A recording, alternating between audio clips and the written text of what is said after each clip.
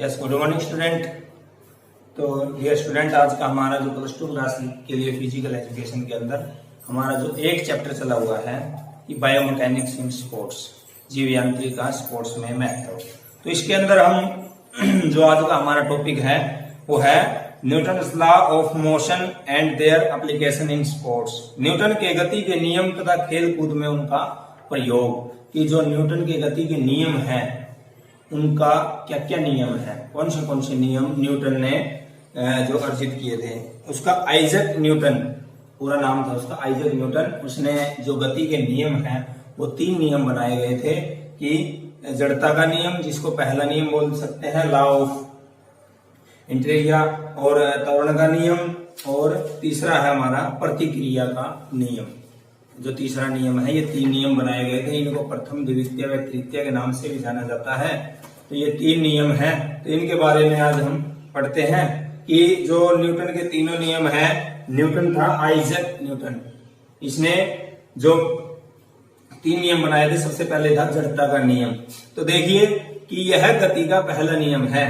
इस नियम के अनुसार एक स्थिर वस्तु जब तक स्थिर अवस्था में रहेगी, जब वह एक गतिशील वस्तु तब तक गतिशील अवस्था में उसी गति तथा दिशा में रहेगी जब तक उस पर कोई बाहरी शक्ति या नहीं लगाई जाए। यानी जड़ता का पहला नियम है कि वह जो वस्तु है, कोई भी वस्तु है, बॉल से ले लें या कोई और उपकरण से ले लें, जब तक उसके ऊपर बाहरी बल ना लगाया जाए। जैसे फुटबॉल है, फुटबॉल को अगर आप एक जगह रख देते हो तो वह स्थिर अवस्था में है। अगर उसको किक लगाते हो या उसको धकेलते हो तो वह अपनी गति अवस्था में हो जाती है। तो इसको हम बाहरी बल भी बोला जाता है।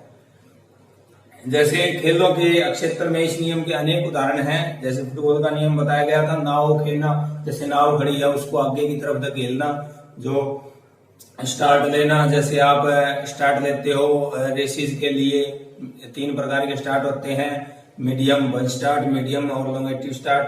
तो इसके लिए एकदम से स्प्रिंट लगाते हो।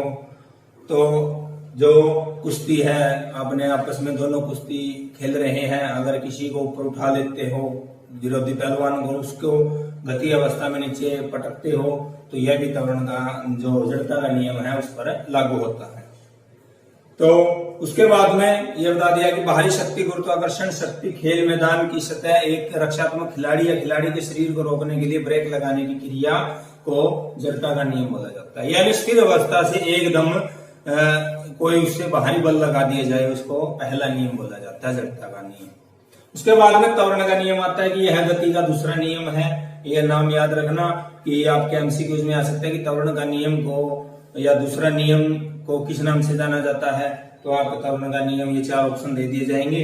तो इस नियम के अनुसार किसी वस्तु के त्वरण में परिवर्तन उसके द्वारा उत्पन्न के प्रत्यक्ष रूप में समानुपाती या संस्थिति से विपरीत क्रम में समानुपाती होते हैं। यदि 2 समान शक्तियां भिन्न भिन्न संस्थिति वाली 2 वस्तुओं पर लगाई जाती हैं तो कम वस्तु वाली अधिक तीव्र गति से चलेगी। यह नियम भी विभिन्न खेलों में लागू होता है, जैसे हैमर थ्रो। इसका मतलब कहने का यह है कि कोई भी वस्तु है उसके ऊपर हम तीव्र गति से कोई भी बल लगाते हैं, शक्ति लगाते हैं, उसको हम त्वरण का नियम बोलते हैं। जैसे हैमर थ्रो है, हैमर थ्रो को हम कोई भी वेट है उसका, तो ये ले लेते हैं कि वह 12 पाउंड का या 16 पाउंड का वेट ले लेते हैं, और जो वेट है व्यक्ति का वो बहुत 400-500 पाउंड का होता है। तो वह अपने से बिल्कुल कम वेट का उठाता है और उसको अपनी शक्ति के तौर पर फेंक देता है। इसको हम त्वरण का नियम बोलते हैं। कि यदि एक बेसबॉल का खिलाड़ी बॉल को दुगनी शक्ति के साथ हिट करता है तो जिस पर दर पर बॉल त्वरित होती है वह दोगुनी हो जाती है। फुटबॉल के खिलाड़ी दूसरी खिलाड़ी को धीमा कर सकते हैं, रोक सकते हैं तथा उसकी दिशा को उल्टा कर सकते हैं। इस बात पर निर्भर करता है कि ये कितनी शक्ति किस दिशा में लगा रहे हैं। यानी कोई खिलाड़ी है बिल्कुल तेज गति से दौड़ रहे हैं और वो एकदम से दूसरे खिलाड़ी को रोकने के लिए फुटबॉल को साइड वगैरह या इधर उधर कर लेते हैं, रोक लेते हैं, तो दूसरा खिलाड़ी है जो अपनी गति से जा रहा है वह एकदम तुरंत प्रभाव से रुक जाता है। उसके बाद में आता है कि प्रतिक्रिया का नियम, लॉ ऑफ रिएक्शन, कि यह गति का तीसरा नियम है। इस नियम के अनुसार प्रत्येक क्रिया की हमेशा बराबर व विपरीत प्रतिक्रिया होती है, यानी अपोजिट प्रतिक्रिया होती है। यानी कोई भी खेल है, अगर उसको आप कर रहे हो तो वह अपनी तरफ भी करता है और दूसरे की तरफ भी, यानी इसकी प्रतिक्रिया होती है। खेलों में ऐसे अनेक उदाहरण हैं जहां पर यह नियम लागू होता है, जैसे ड्राइविंग, डाइविंग बोर्ड पर अधिकतम ऊंचाई प्राप्त करने के लिए स्प्रिंग्स करना और तैराकी में पानी के बहाव के विपरीत दिशा में जल को धकेलना, यानी जब भी आप तैराकी कर रहे हैं या बास्केटबॉल की ड्रिबलिंग कर रहे हैं, इसके ऊपर आपने भी आपके स्कूल के अंदर गेम हुए थे अभी बास्केटबॉल के, तो आपने देखा होगा ड्रिबलिंग करते हैं जब बॉल को नीचे की तरफ, तो उसमें भी आप प्रतिक्रिया का नियम होता है कि आप उस तरफ देते हैं और बॉल अपनी तरफ आ जाती है, इसको प्रतिक्रिया का नियम बोला जाता है। जिस प्रकार तैराकी कर रहे हैं, पानी को आप पीछे की तरफ धकेलते हैं और पानी आपको आगे की तरफ धकेलता है, यह प्रतिक्रिया का नियम है।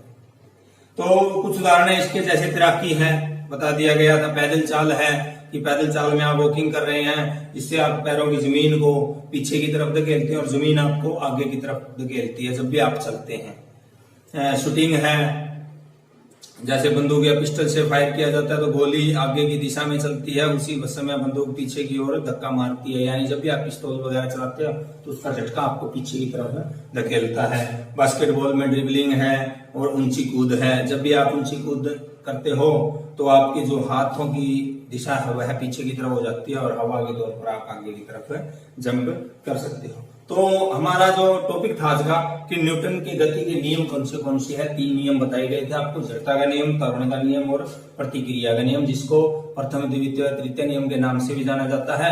और जो है न्यूटन है, ये आइजैक न्यूटन ने इन नियमों को बनाया गया था। तो आपका जो आज का क्वेश्चन है यही है कि न्यूटन के गति के नियम कौन से हैं, इनका वर्णन कीजिए। तो प्यारे विद्यार्थी, इसको आपने अपने नोटबुक के ऊपर अच्छे तरीके से राइट करना है और लर्न करना है। धन्यवाद।